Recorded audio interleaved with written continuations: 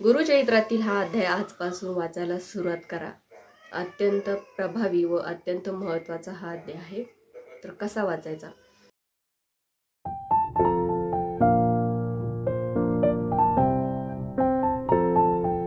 अवधूत चिंतन श्री गुरुदेव दत्त श्री स्वामी समर्थ एक नवीन व्हिडिओमध्ये सगळ्यांचं खूप खूप मनापासून स्वागत आहे।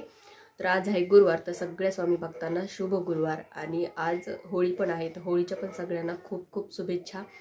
तर आजच्या व्हिडिओमध्ये आपण बघणार आहोत की गुरुचरित्रातला हा एक अध्याय आहे, तो सगळ्यांनी आजपासून वाचायला सुरुवात करायची ते स्वामी जयंतीपर्यंत। तुम्हाला कोणती सेवा करायला जमत नाहीये किंवा सेवा करता येत नाहीये किंवा वेळ नाहीये, तर ही 2 किंवा 3 जास्तीत जास्त 3 मिनिटाची सेवा आहे। पण ही सेवा तुम्हाला इतकं देऊन जाईल की तुमची ओंजळ सुद्धा कमी पडेल, इतकं आपल्याला भरभरून स्वामी देत असतात। त्यासाठी ही एक सेवा तुम्हाला स्वामी जयंतीपर्यंत करायची आहे, किंवा संकल्पयुक्त करू शकता किंवा नुसतं स्वामी जयंतीसाठी सेवा करायची, स्वामींसाठी सेवा करायची, बिना संकल्प करूनही तुम्ही सेवा ही करू शकता। तर ही सेवा म्हणजे गुरुचरित्रातील 14वा अध्याय, अत्यंत महत्त्वाचा हा अध्याय आहे आणि खरंच खूप प्रभावी हा अध्याय आहे। तुम्हाला हा अध्याय वाचायचा असेल तर पूर्ण गुरुचरित्राचा ग्रंथ घ्यायची गरज नाहीये। हा असा छोटासा एक नुसतं 14वा अध्यायाची पोथी मिळते, ती धार्मिक दुकानातून केंद्रामार्फत कुठूनही आणा, 9-10 रुपयाला ही पोथी भेटते आणि ही आपण नेहमी आपल्या नित्यसेवेच्या जागेवर ठेवून आपण याची नित्यसेवा पण करू शकतो। म्हणजे आपल्या नित्यसेवाच्या सेवेमध्ये ही एक सेवा आपण ॲड करू शकतो।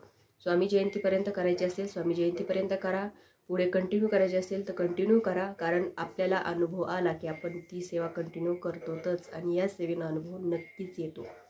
तर ही सेवा आपण कशासाठी करायची बघा, हितशत्रू आपण म्हणतो ना, हितचिंतक असतात, तसे हितशत्रू तुमचे जर असतील तर ही सेवा तुम्ही खरंच करा।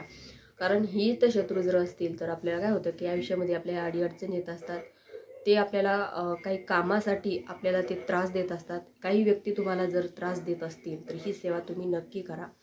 तोंडावर गोड बोलणारे सगळे लोक असतात, पण माघारी वाईट बोलतात, वाईट आपल्याविषयी ते चिंतत असतात। त्यास आपण जर पुढे जात असलो तर तो मागे खेचण्याचा आपल्याला प्रयत्न करत असतो, कारण एके हाताने तो मदत पण करतो आणि एके हाताने तो मागे पण खेचतो। असे हित शत्रूपासून आपल्याला सुटका मिळावी यासाठी आपल्याला ही सेवा करायची आहे।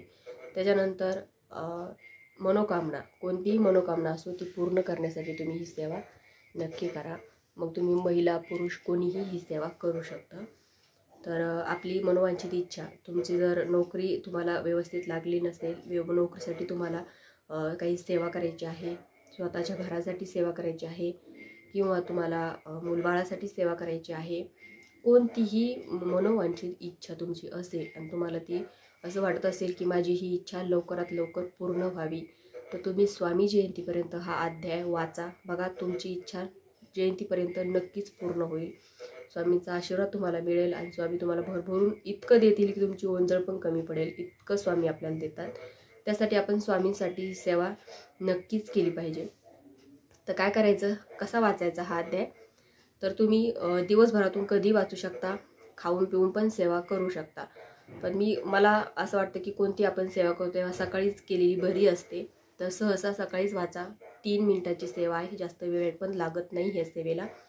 तर सेवा करते वेळेस संकल्प करायचा, खाली आसन घ्यायचं, हातात फूल अक्षदा आणि पाणी घ्यायचं, संकल्प करायचा। संकल्प करते वेळेस आपलं पूर्ण नाव बोलायचं, गोत्र बोलायचं, गोत्र माहिती नसेल तर गोत्राच्या जागेवर काश्यप बोलायचं आणि तुम्ही ही सेवा कशासाठी करत आहात किंवा तुम्ही सेवा कोणत्या तुमची इच्छा आहे ती पूर्ण करण्यासाठी करत आहात, अशी तिथं तुमची इच्छा व्यक्त करायची आणि संकल्प सोडायचा।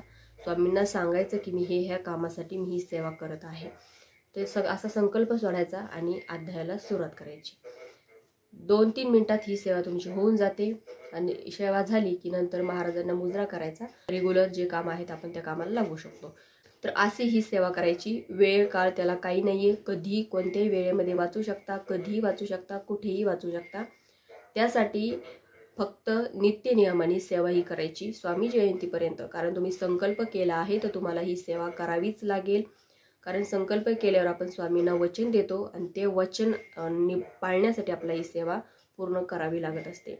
त्याच्यानंतर काही मासिक धर्म वगैरे आला तर त्याच्यानंतर तुम्ही ती सेवा स्किप करा, तेवढे दिवस पुढे कंटिन्यू करा. असं ह्या सेवेचं काही नाही की 11 दिवस करायची, 21 दिवस करायची.